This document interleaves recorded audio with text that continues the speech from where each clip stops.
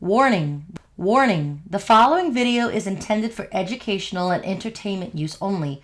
The content will include disturbing images, violent scenarios, and explicit language. This video is intended for 18 plus and older audiences.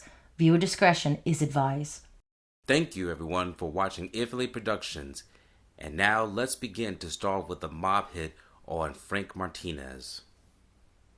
For those who are not familiar with Frank Martinez's story, we will summarize it for you.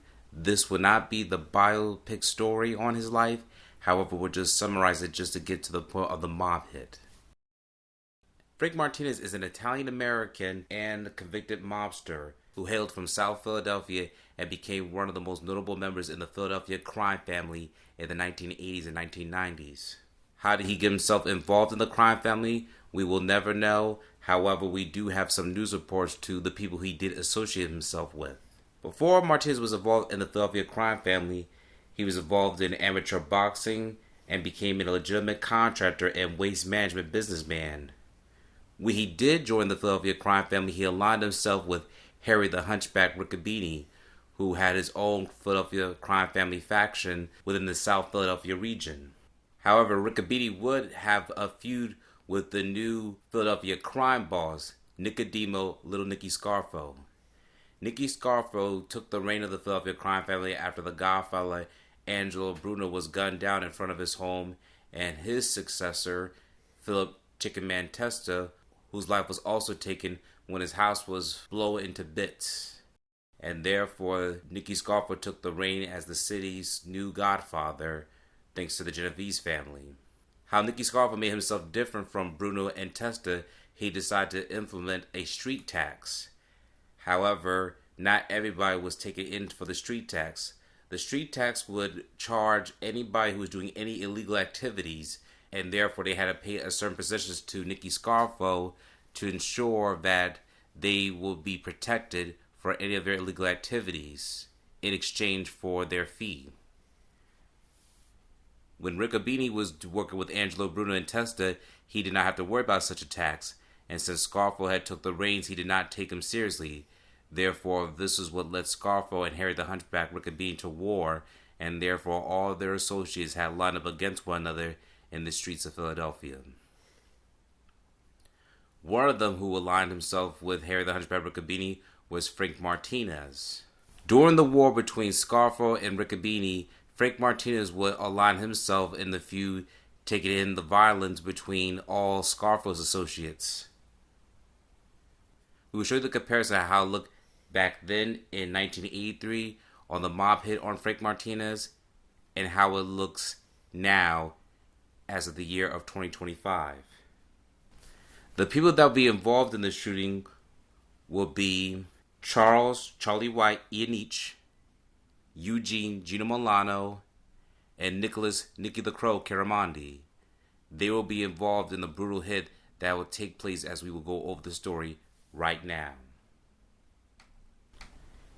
In fair use, we will use part of the Bill Curtis documentary to explain the timeline to what took place. On October 13th, 1983, this is what happened to Frank Martinez as we talk about the mob hit seen here. Hit team went looking for another target. Nicky the Crow Caramandi set out to kill Riccobene associate Frank Martinez. The Crow stalked Martinez and monitored his every move. We watched him the morning before go to work. We've seen what time he gets up. The light goes on upstairs, then the light goes off upstairs and it comes on downstairs. Once they had their target's routine down cold, they made their move. 3 hitmen moved into action: Charlie Iannece, Gino Milano, and Nicky the Crow. Here comes Martinez out of the house, gets in the truck. Charlie runs in front of the truck and fires 4 times directly into the truck.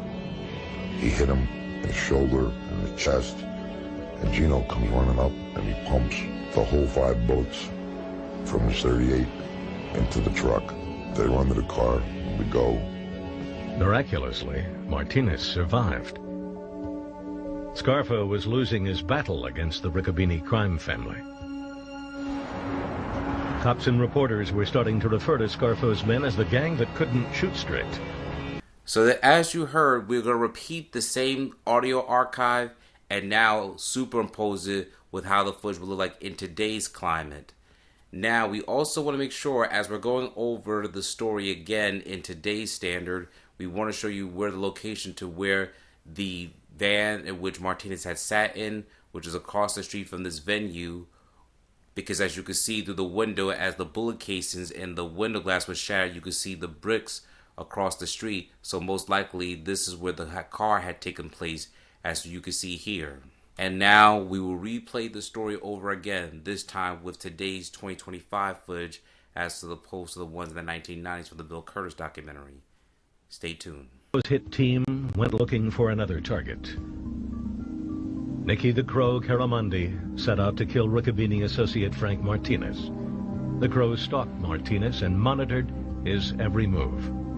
We watched him the morning before, go to work. We've seen what time he gets up. The light goes on upstairs, then the light goes off upstairs, and it comes on downstairs. Once they had their target's routine down cold, they made their move. 3 hitmen moved into action: Charlie Iannece, Gino Milano, and Nicky the Crow. There comes Martinez out of the house, gets in the truck. Charlie runs in front of the truck and fires 4 times directly into the truck. He hit him in the shoulder and the chest, and Gino comes running up and he pumps the whole 5 bullets from his .38 into the truck. They run to the car, and we go. Miraculously, Martinez survived. Scarfo was losing his battle against the Riccobini crime family. Cops and reporters were starting to refer to Scarfo's men as the gang that couldn't shoot straight.